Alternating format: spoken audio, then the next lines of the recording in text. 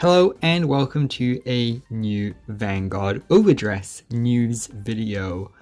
Yeah, been a little while since I did one of these, but I guess I've just been busy with stuff. Gonna do these whenever I can, basically, whenever any particular piece of news catches my eye. And one of the things that I really love about overdress so far is that Keita Mori has said he wants to be a bit more like open and transparent when it comes to like communicating stuff to us, the fans. And he's been doing a really good job of that so far. He's had blog posts and that kind of thing where he's been very open and addressing things that we actually want to see addressed.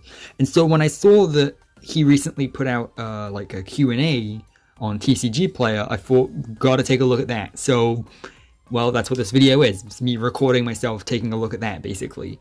Yeah, without further ado, let's go ahead and read it. Obviously, I'll put a link to the interview in the comments so that the actual interview itself gets a bit more traffic. I don't want to steal traffic from them, so if you do watch this, please at the very least click on that link.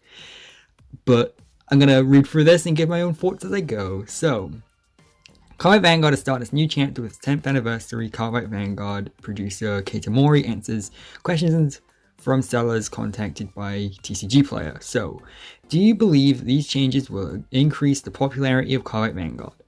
Vanguard is a multimedia brand that consists of various projects, with the anime and the card game being the most prominent. We believe that how we cherish both of those aspects is what makes us stand out among many attractive TCGs in the world. The new series commemorates the 10th anniversary of the brand, and with that, Cardfight Vanguard overdress brings with it significant changes to both the anime and the card game. We at Bushiroad consider the quality of overdress as a card game anime to be the most positive aspect of the series. So we'd like everyone to check out the anime. You can watch the first episode on YouTube here. I agree with this. I very much agree with this. I think that the anime is one of, at least has been at a lot of points, one of Vanguard's strongest aspects, especially in regards to advertising the game. You know, if you watch a show and the characters that you're invested in the show like the card game, then you're going to want to play the card game. In fact, a very good example that reaffirms what Keita is saying here is that whilst I am definitely like maining Bastion in overdress format, I'm also really looking forward to picking up the physical version of the Violence Bruce deck, just because I like Danji so much as a character, you know? I think he's been a very enjoyable character to watch in the series for me, and specifically because of that is why I'm looking forward to owning that deck. So he's right, basically. He's exactly right. And of course, you already know my opinions on of the overdress anime. I've made a lot of videos about it, so just go and watch my other videos if you want to know my more in-depth opinions of the overdress anime. So, I want to avoid giving any spoilers, so I won't go into any details of the anime here, but we are proud of the wonderful work born from the hands of many creators, including Clamp, that created the original character designs, Satoshi Mori, Kinema Citrus, and many others. Growing the card game through interest in the anime is an essential part of this project's ecosystem. Again, I very much agree. I like that he is directly acknowledging the anime because, well, yeah, I really like overdress, the anime, so that's good. I love the derpy little image of the Trickstar outfit there. Looks very silly. Besides the anime, the card game itself will have significant changes. We acknowledge that the fact it's a reboot and it is causing concerns and stress amongst the fans and card shops who support us, and I'd like to apologize for that. Although the card pools for the clan fight formats, Premium and V-Premium, will not be as frequently updated, they are definitely not a thing of the past and we will continue to support them. Saw someone a little while ago say it's a shame that they're not supporting the old clans anymore, and that's a lie. I mean, maybe that person just didn't know, but as you can see here, the clans, if you just care about the clans and you don't care about overdress nations, you'll still see traditional like clan cards in future sets. In fact, they've pretty much outright said that the V series will still get new sets in future. So yeah. For overdress, the changes we made around the game system this time with the card game's main products are changing it from being based around clans to being based around nations. This will allow us to better assure quality of the game balance and experience. Once again, I agree with that. As TCGs are a type of content whose operation requires sustainable growth, this was a model change that would have been required at some point. I like that he mentions it was kind of an inevitability. I wonder if that's something that Bushiroad is known for a while now, and if so, how long did they know about it for? Because that would be interesting to know as well. We set a special price for the start decks to express our appreciation to the fans who supported us for the past 10 years, with the hope that new players will take this opportunity to try out our game. We, the staff, will work as one to make these changes into a tailwind that grows the project. Once again, I mean, nothing particularly new here, honestly, but I agree, you know, because this thing he says about, like, new players will take this opportunity, that's good, you know, and I think it works, because, I mean, I guess we'll see how well it works when these release in English. I don't know what the sales figures are for Japan, but I know that 50 Cards said that pre-orders were basically an all-time high right now, and he runs a card shop, so I'm gonna trust him.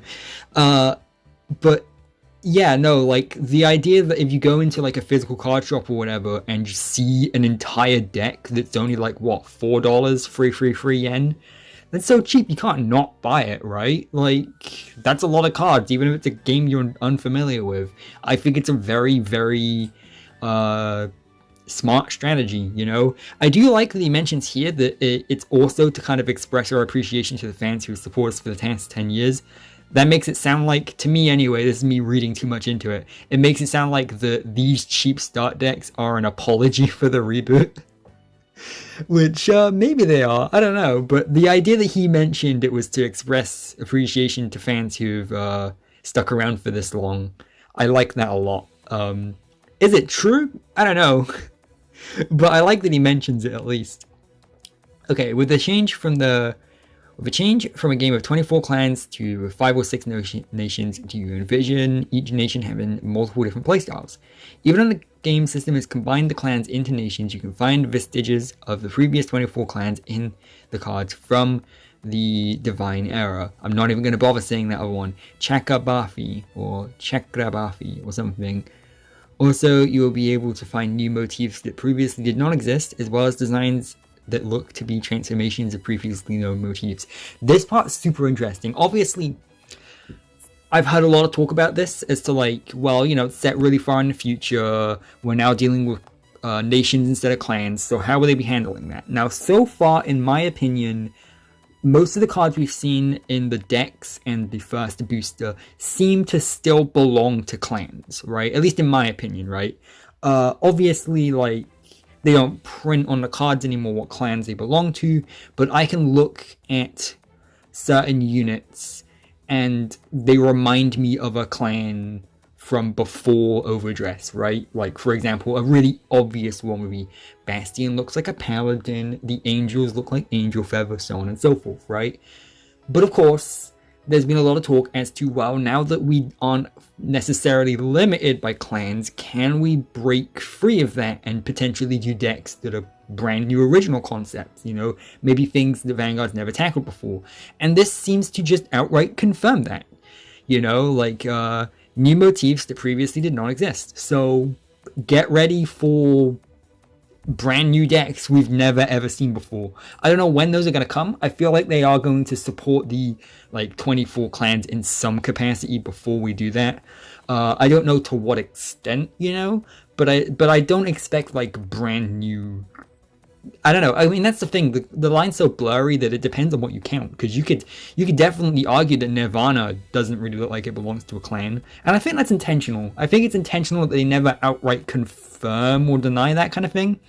And then, of course, the transformations of previously known motifs is another really interesting thing too. I think one thing they teased for that was, like, Gear Chronicle, how, like, over the time skip, Gear Chronicle had changed quite a lot. I'm expecting something like that for Genesis as well, since they had the whole, like, godless era type thing, and so I'm expecting Genesis to be quite different looking to how they used to be. But again, that's the thing, it's all speculation. We don't actually know how they're going to handle that, but basically the idea, the exciting thing is that what he says here basically seems to confirm that anything goes, basically. We'll have, at some point in the future, a range between cards that look like they belong to clans, cards that are brand new, we've never ever, like, really original stuff, but also some that look like they kind of belong to the clan, but it's like a twist on that sort of thing. Basically anything goes. We're not limited by it. We will still, like, kind of revisit the clans, but we're not, like, chained to them anymore. And I like that idea. Basically, I mean, as long as I still get my angels, I'm okay. You know, I think it's the perfect kind of middle ground, you know. We still get the familiar stuff we like, but we also get brand new stuff too. So that way everyone's happy. Obviously, we'll have to see how much of each we'll get, because that'll be an important thing to tackle. But for now, I think they're doing a good job of that. How is overdress played? If this is just a tutorial, then I'm probably going to skip past it, you know, because we already know how to play. You know, includes ride deck, almost certainly according to the ride line, designed by the player, as the times progress. I do like that it says almost certainly will play out according to the ride line, basically meaning when the ride line was first announced, I was thinking of it as kind of a backup plan type thing, like oh, if I brick, at least I have it. But now it definitely, especially after playtesting too, it definitely seems like no, you're aiming to use the ride line. It's not a backup plan. It is the thing you use every game. And I think that adds a lot of depth to the game, in my opinion. See, I was worrying that would take away a lot from the game, you know? Like, oh, now that you're more consistent, it kind of limits your options. But actually, now that you're more consistent, you can plan around that. And you can kind of go for some more, like, bold and risky strategies, if you know what I mean. Again, I would go more in depth with that, and I probably will when I do make videos about, well, the decks I've playtested, which I plan on doing at some point. But yeah, basically, I like the gist of that. Fight animations, see cards shown from the decks more often compared to the previous period where products were based on clans. Viewed the types of rarities to make it easier. Yep, this is all stuff we know. How will you expand on premium? New cards will be added in 2021. Cards with D or V icons, that means that as a format, all cards can be played, meaning the G era cards can also be used since those are also in the premium card pool. Yep, this is all stuff we know. As the new nation cards with D icons are different from cards with V icons, it can be used by multiple associated clans in premium clan fight format. We would like to first confirm those cards will affect the tournament environment. We definitely have our suspicions as to how it will develop, but as history is rife with examples of TCGs where users have surpassed the expectations of the developers, we are taking great care to avoid making any foregone conclusions. That's interesting. That's interesting that basically it seems like their plan is, we're going to do some tournaments, we're going to see how those tournaments play out, and we'll ban accordingly, basically. Very interesting, because I've seen some like talk as to like whether or not they will eventually just straight up ban overtriggers in certain formats. And I guess we'll see, basically. I don't know if they will, but that's the cool thing about the overtrigger, because love or hate the overtrigger, I've got some more nuanced thoughts than just love or hate. But whether you love them or hate them, the idea that they are such a static, like, mechanic means that they can just straight up ban it, basically. If overtriggers become a problem, just ban them. You know, and they're not necessarily, as far as I'm aware, worth all that much either, because you're guaranteed at least one, like exactly one per box, I think. So it's not like the Luard thing, basically, right? Or anything like that. No, because you're guaranteed one per booster box, they're never going to be worth like too much unless it's like a dress secret rare. But even then, those aren't like worth a lot because of the card. Those are just worth a lot because they look pretty, basically, right? So you can just kind of ban them and no one will get like too angry. I guess we'll see how that works out. I don't want to say like anything too like airtight or whatever, because I know that no matter what I say, people will disagree with me, but that's kind of what I think. Again, overtriggers, they're so nuanced that I definitely could do without them, but I'm also not going to lose sleep if we keep them. And also, that's just me assuming that this is referring to overtrigger. I'm assuming this also like applies to a lot of other stuff too. But yeah, well, the main sets introduced new keywords beyond what is available in start decks. Look forward to finding out. Of course, we'd include to, yeah, basically, are we going to get more mechanics? Of course. Duh, that's obvious. That's the thing with card games. Card games are always getting new mechanics all the time. Of course, we're going to see more. Will the restriction list for each format be updated with the introduction of D-Series? We'll continue to maintain the play environment for all formats. Yeah, basically, we're still going to have our ban list and everything. Nothing's really going to change. The V Premium and Premium tournament environment may have a slower pace of new cards being added, so they may not be revised as often as the new nation fight. However, we will not hesitate to take action should we come across any urgent issues. Will the overseas market... Okay, now this is where I'm interested. Already seeing the word overseas is like, alright, this is the good stuff. This is the stuff we've been waiting for. Yes. Will we receive the same promo cards that Japan receives? This has been an issue in V-Series, leading to entirely different decks being used between the two languages. This was one of, like, the... I know a while ago, like, Keita was talking about, like, how he wanted to put out more blog posts and stuff, so he wanted people to reply to him on Twitter with like issues and stuff he wants to talk about, and genuinely the thing I asked was about overseas stuff. So this is actually like kind of a direct reply to the stuff I've been asking about, so I'm very happy about that. So yes, will we be getting the same promo cards? We've heard about this topic on the gap between the promo cards in Japan and the other countries from fans around the world. First and foremost, we would like to acknowledge this feedback from fans. So basically, we know about it. Good, that's good to know. The development in each language is not completely synchronized for various reasons. Yep, that makes sense. I understand that.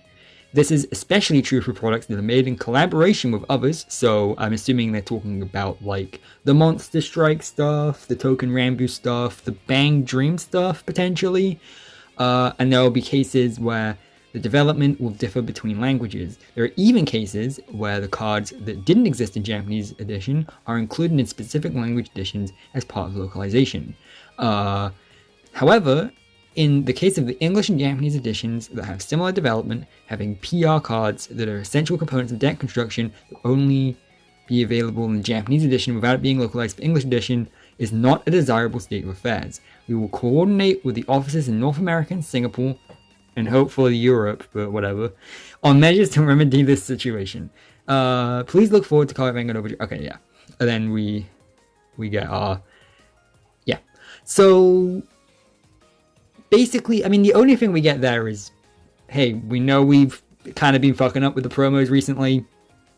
Don't worry, we're going to try to fix it. Obviously, this is one of those things where we just kind of have to take his word for it and see how it plays out. But the idea that in this interview, he's kind of mentioned overseas audiences and just listening to feedback in general quite a bit. That's the thing I really like about Keita, is already, even though he's only kind of recently been put in charge with the overdress stuff and everything, he's already very openly kind of been listening to feedback and acknowledging it. And so I hope that means that they're going to do a better job at this kind of thing. So whenever he does say something like this, I'm more willing to take him on his word, because it seems like he is actually listening and he's not just saying it to get us to shut up, basically. And that makes me very happy. Obviously, there's not really much I can add to that because, you know, we'll just have to see how it pans out, basically. But I do hope that he is able to kind of sort this out, because that's the thing with such a big card game and everything, especially when you do have kind of crossovers and stuff like the Token Rambu stuff, it can be kind of difficult to make sure everywhere gets the same stuff and everything, and it is a very difficult thing. Obviously, to a lot of fans, it's like, well, why not just print them anyway? And it's like, well, sometimes it's not that easy. There are lots of different channels and stuff you've got to go through. It can be very difficult.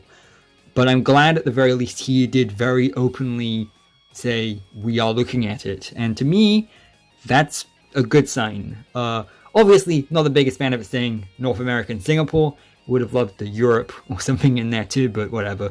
That's okay. I mean, if he was to sit there and list every territory that Vanguard's been printed in, he would be here all day, right? So I guess that's fair. And I guess as long as North America gets it, it's possible to import it, you know, as long as it's English language cards, it's still tournament legal as far as I'm aware, so I guess that's the really important part. But yeah, there we go, basically. Not much else to really add. That's the end of the interview. Yeah. But I think, honestly, the most important part of this isn't necessarily just one specific answer he gave in the interview, but more so the fact that this exists in general. The fact that just on TCGplayer, of all places, right, we just have Keita talking about the game like this, very frankly and openly. You know, that's the thing I really like about him. I know that a lot of people will complain the Vanguard fans have been like sucking up to him, but I mean, I can't help it because he seems to be doing all of the right things right now. So if he ever does mess up or do something wrong, then I'll be sure to let him know. But that's the thing. Unlike a lot of other people who work on games like this, he will probably listen when we call him out on it. So I think that in and of itself is a good thing. Obviously, I do need to mention the ulterior motive, the real reason this interview exists, most likely is to just advertise the game. In fact, as you saw in the interview right at the beginning and end, there was kind of an advertisement for overdress. So that's obviously the main real reason, but the fact that they were willing to say, hey, we are listening to the already existing fans, and we want to treat them right, that's all I really need to hear for now, basically. And honestly, everything that's happened in overdress so far seems to be proving that, you know, I'm really liking the anime. The product releases seem pretty good so far. The decks seem fairly balanced, you know, other than Eugene, who is by far the best deck in the format. And shout out to Vanguard Insider, by the way.